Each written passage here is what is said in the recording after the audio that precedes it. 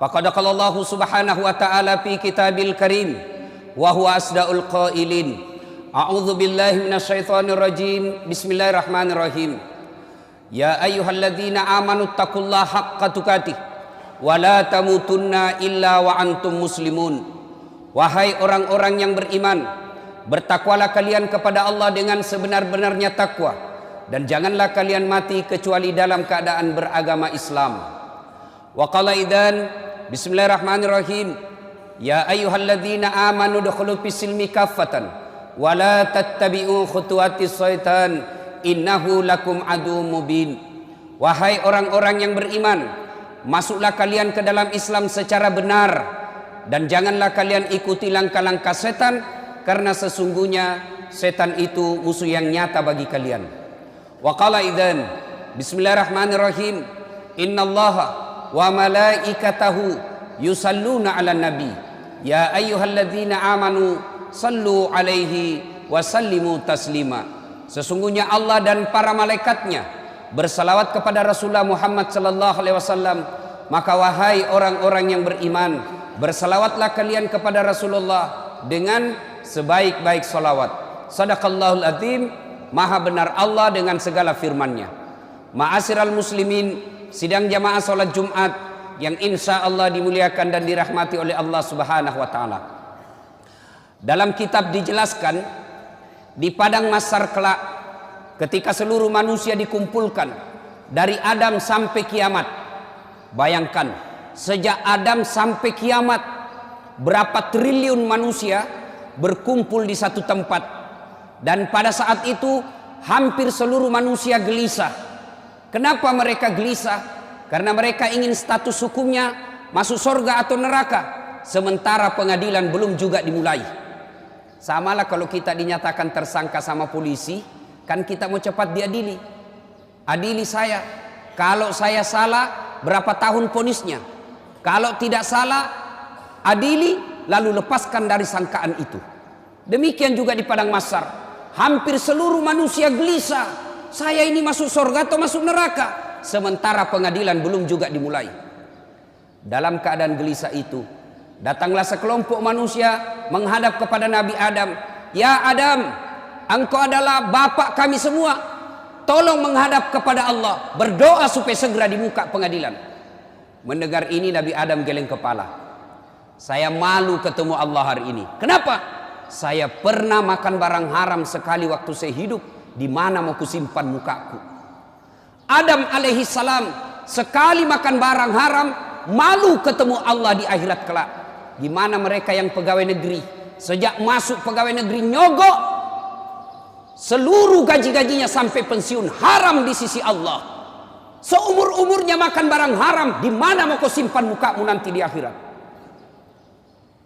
Lalu Nabi Adam berkata, silakan kau datang kepada Nabi Ibrahim alaihissalam, minta kepada Ibrahim alaihissalam. Datang lagi sekelompok manusia ini. Ya Ibrahim, engkau adalah kakek para nabi, tolong menghadap kepada Allah, berdoa supaya segera dibuka pengadilan. Mendengar ini Nabi Ibrahim pun geleng kepala. Masusah, masih ritoka iya. Saya juga malu ketemu Allah hari ini. Kenapa? Saya pernah bohong sekali waktu saya hidup. Di mana mau kusimpan mukaku hari ini? Ibrahim alaihissalam sekali bohong, malu ketemu Allah di akhirat kelak. Gimana anggota DPR yang tiada hari tanpa bohong? Gimana para politisi ketika kampanye pilkada, pilgub, pilpres, banyak janjinya, setelah terpilih tidak pernah dilaksanakan janjimu? Di mana kau nanti di akhirat? Dicari kau nanti dengan Allah. Mana ini pembohong semua? Ibrahim alaihissalam sekali bohong, malu ketemu Allah. Di mana kita yang politisi tidak hari tanpa bohong? Lalu Ibrahim alaihissalam berkata, coba kau datang kepada Nabi Nuh alaihissalam, minta berdoa. Datang lagi sekelompok manusia ini menghadap kepada Nabi Nuh. Ya Nuh, engkau adalah Nabi dan Rasul, tolong menghadap kepada Allah, berdoa supaya segera dibuka pengadilan. Nabi Nuh pun berkata, susah juga, saya malu ketemu Allah hari ini. Kenapa? Saya pernah diutus menjadi Nabi. La ilaha illallah, tiada Tuhan selain Allah, jangan sembah kecuali Allah. Anakku lawan saya. Saya malu ketemu Allah. Saya diutus menjadi nabi, justru anakku melawan saya. Nuh alaihi salam, satu anaknya membangkang, malu ketemu Allah di akhirat kelak. Gimana kita yang 3 anak, tidak ada yang tahu sholat. Satu pengedar, satu pengisap, satu kawin lari di bawah bandar. Nuh alaihi salam, satu saja anaknya, malu dan takut ketemu Allah. Gimana bapak-bapak? 4 anaknya tidak ada yang bangun sholat subuh. Demi Allah, yang bisa menyelamatkan kita nanti di akhirat, ketika kita sudah dikubur, bukan rumah mewah, bukan rumah dinas, bukan mobil mewah, bukan tabungan, tapi apa? Anak yang soleh dan soleha yang mendoakan kita. Suatu ketika Nabi Allah Muhammad sallallahu alaihi wasallam menuju ke satu tempat. Dalam perjalanan ke tempat itu, Nabi Allah Muhammad sallallahu alaihi wasallam beserta sahabat lalu berkata, Nabi, cepat-cepatkan langkahmu. Kenapa? Nabi melewati pemakaman. Nabi bersabda, peri-peri kok. Sahabat langkahkan kaki dengan cepat. Selesai di tujuan, Nabi sampai balik lagi dengan rute yang sama melewati kuburan. Sahabat ingin mempercepat langkahnya karena tadi disuruh cepat. Sahabat mempercepat langkahnya. Nabi berkata, tidak usah cepat-cepat, santai saja. Sahabat bertanya, ya Rasulullah, tadi waktu pergi kami disuruh cepat, sekarang tidak, ada apa? Nabi menjelaskan, andai saja kau diberi pendengaran seperti telingaku, kau dengar ini orang tadi disiksa, diazab di kuburnya, disiksa di kuburnya. Saya tidak betah, kasihan saya tidak betah mendengar dia disiksa lama-lama, maka saya percepat supaya saya tidak dengar. Waktu pulang tidak lagi. Kenapa? Saya dengar berita dari Jibril. Allah perintahkan malaikat penyiksa kubur, hentikan siksaanmu. Kenapa? Tidak mungkin bapaknya kusiksa di kuburnya, sementara anaknya lagi mengaji sekarang membaca Bismillahirrahmanirrahim. Baru anaknya membaca basmalah, orang tuanya sudah lepas dari azab kubur. Itu anak yang soleh. Kalau anak yang suka mabuk, anak pezina, anggota DPR tapi nipu, jadi politisi tapi koruptor, bapaknya nanti juga disiksa di kubur. Nabi Nuh lalu berkata, tolong kau datang kepada Muhammad, Nabi penghulu segala nabi. Datanglah sekelompok manusia ini menghadap kepada Nabi Muhammad. Ya Muhammad, engkau nabi dan rasul, tolong menghadap kepada Allah, berdoa supaya segera dibuka pengadilan.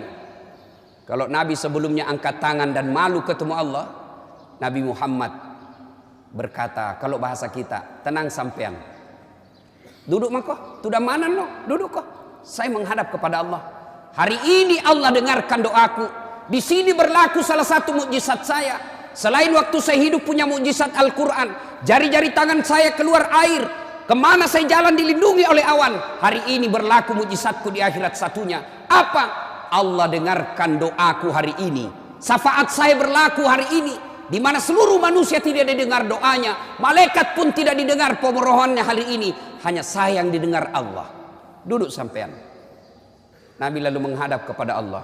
Ya Allah, kami sadar banyak dosa dan kesalahan, kami sadar banyak maksiat, tapi kami sudah sadar juga Engkau Maha Pengasih dan Maha Penyayang. Ya Allah, tolong ampuni dosa dan kesalahan kami ya Allah. Lalu mulai buka pengadilan.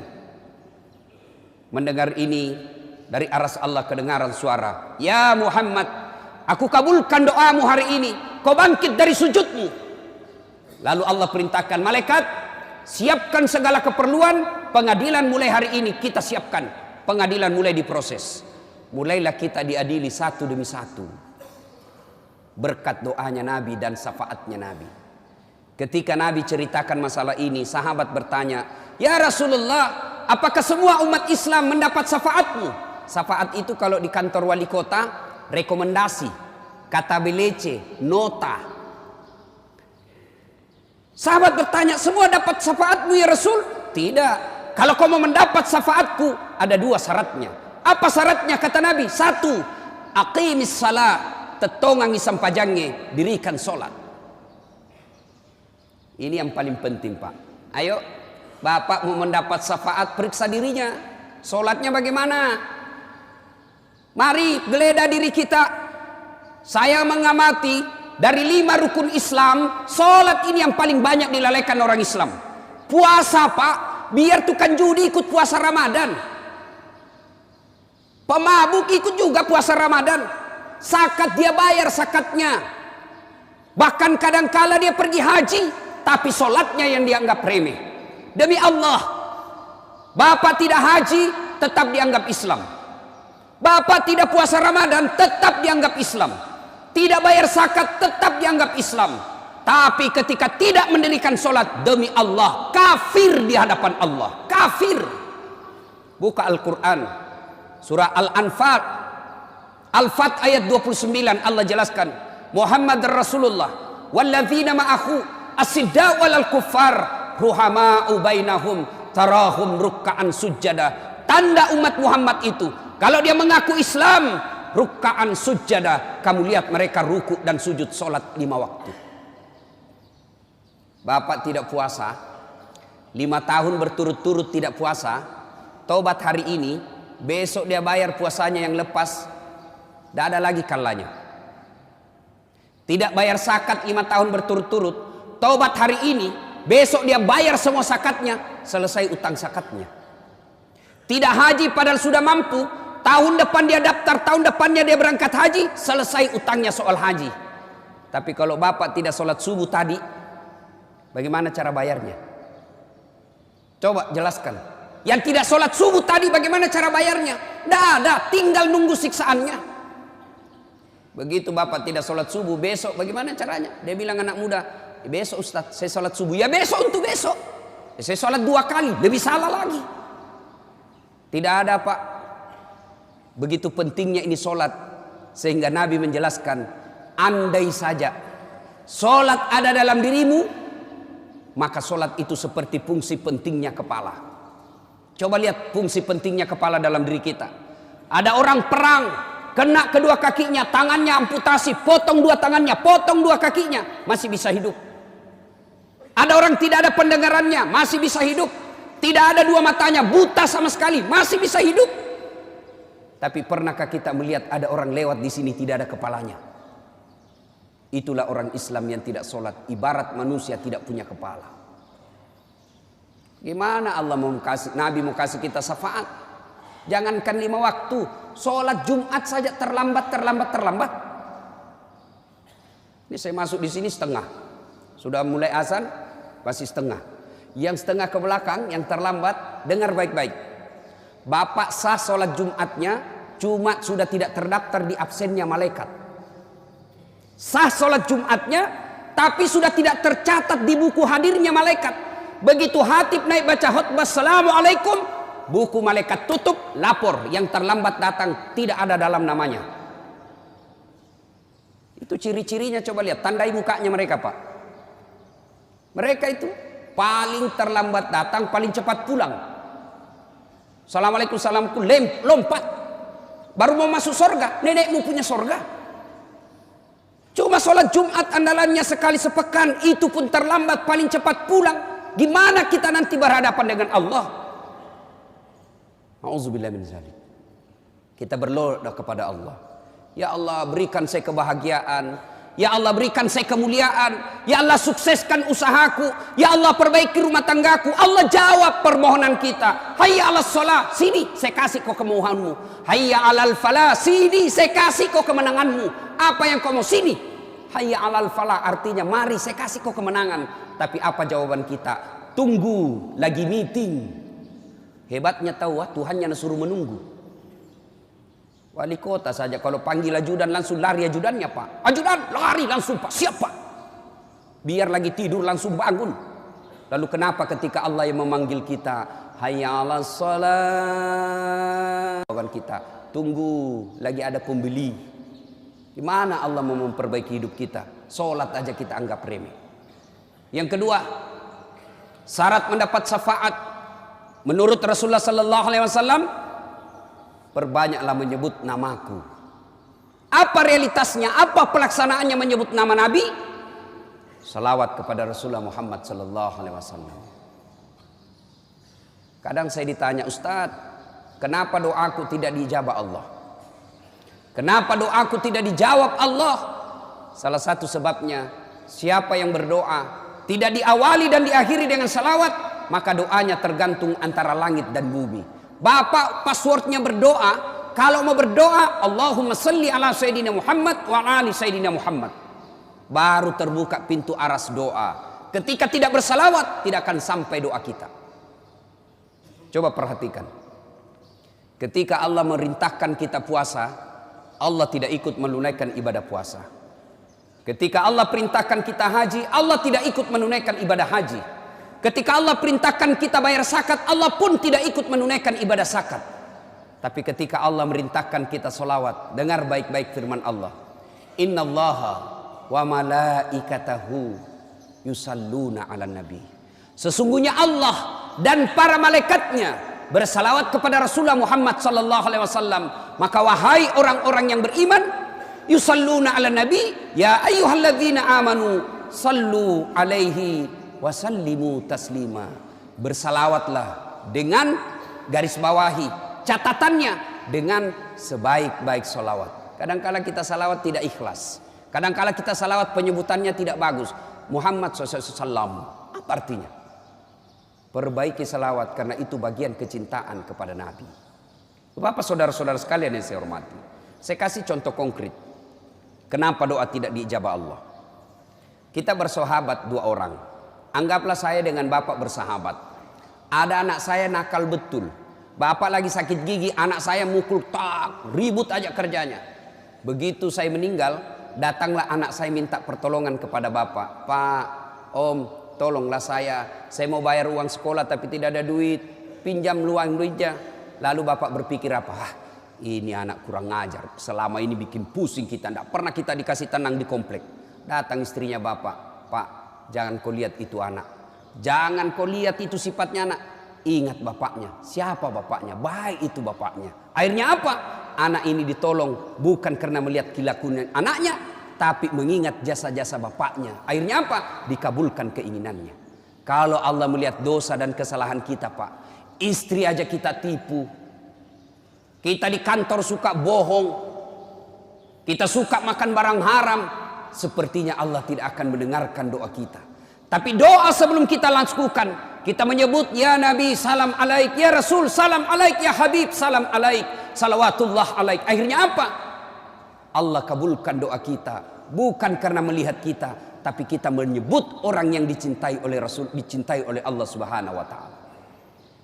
Heran kalau ada orang Islam malas menyebut Nabi, padahal Nabi selalu mencintai kita sejak hidup sampai akhir hayat beliau. Masih ingat Bapak Ibu saudara saya yang saya muliakan, ketika Nabi sakaratil maut, datang malaikat ingin mencabut nyawanya. Ya Muhammad, hari ini saya diperintah Allah untuk mencabut nyawamu. Bagaimana menurutmu? Nabi menjawab, ya Jibril, saya tidak khawatir. Kalau hari ini saya harus dicabut nyawaku, tolong berikan saya berita gembira. Jibril menjawab, seluruh dosa-dosamu Muhammad sudah diampuni. Seluruh malaikat sudah ngantri menunggu kamu. Seluruh nabi dan rasul haram masuk surga sebelum engkau lebih dulu masuk ke dalam surga. Mendengar ini Nabi lalu menjawab, ya Jibril, saya tidak mencemaskan diriku. Yang aku khawatirkan umatku. Bagaimana umatku sepeninggal saya nanti? Jibril lalu naik menghadap kepada Allah. Turun Jibril membawa berita, ya Muhammad, ada berita gembira dari Allah. Meskipun engkau sudah tidak di tengah-tengah umatmu, meskipun engkau sudah tidak di tengah-tengah umatmu, meskipun engkau tidak di tengah-tengah umatmu, selama umatmu masih berpegang kepada Quran dan Sunnah, aman umatmu. Nabi lalu berkata, silakan eksekusi, cabut nyawaku. Mulailah dicabut nyawanya Rasulullah. Meninggalkan telapak kaki, meninggalkan betis, naik ke perut, sampai ke dada, sampai ke kerongkongan. Di bibir beliau, apakah beliau ketika mau keluar nyawanya, siapa yang disebut? Apa beliau sebut Khadijah? Apa beliau istri Aisyah? Apa beliau sebut cucunya Hasan Husain? Tidak. Siapa yang disebut? Ummati, ummati, ummati. Umat kita yang disebut Nabi. Dan di akhirat kelak dijelaskan oleh Rasulullah, ketika hari kebangkitan, manusia pertama dibangkitkan Allah di hari kebangkitan, Rasulullah Muhammad sallallahu alaihi wasallam. Naik jenazah beliau. Seolah-olah bangun dari tidur dia gosok matanya. Lalu dia buka, dan begitu dia buka ada Jibril di depannya. Lalu Nabi bertanya, ya Jibril, hari apa ini Jibril? Jibril menjawab, ini hari kebangkitan seperti yang dijanjikan Allah kepadamu. Lalu Nabi menjelaskan, kalau ini hari kebangkitan, siapa yang dicari Nabi? Apa beliau cari bapaknya yang tidak pernah dilihat? Apa beliau cari ibunya yang cuma 4 tahun bersamanya? Apa beliau cari cucunya Hasan Husain yang sangat disayang? Tidak. Siapa yang dicari Nabi? Jibril. Kalau ini hari kebangkitan, aina ummati? Mana umatku? Mana umatku? Begitu cintanya Nabi kepada kita. Lalu apa balasan kita kepada Nabi? Kadangkala kita injak-injak sunnah Nabi. Kadangkala kita bersalawat pun kepada Nabi kita sangat pelit. Sehingga pantas ketika Nabi jelaskan, sepelit-pelit umatku di antara kalian adalah yang ketika dia dengar namaku, dia tidak mau dan enggan bersalawat kepadaku. Ya ayyuhalladzina amanu sallu alaihi wasallimu taslima. Semoga ada manfaat. Lebih dan kurangnya mohon dimaafkan. Nun wal kalami masturun. Billahi fi sabilil haq. Barakallahu li wa lakum wa izaisil mu'minin. Innahu huwal ghafurur rahim.